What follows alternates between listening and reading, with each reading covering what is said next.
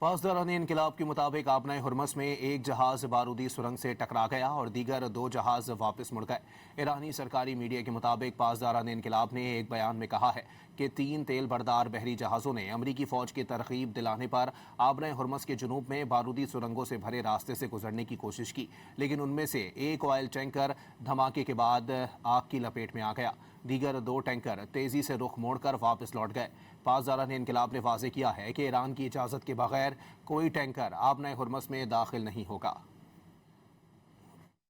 پاسداران انقلاب کے مطابق آبنائے ہرمس میں ایک جہاز بارودی سرنگ سے ٹکرا گیا اور دیگر 2 جہاز واپس مڑ گئے۔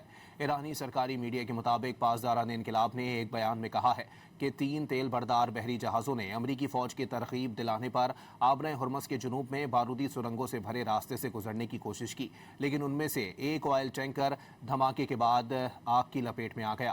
دیگر 2 ٹینکر تیزی سے رخ موڑ کر واپس لوٹ گئے۔ پاسداران انقلاب نے واضح کیا ہے کہ ایران کی اجازت کے بغیر کوئی ٹینکر آبنائے ہرمس میں داخل نہیں ہوگا۔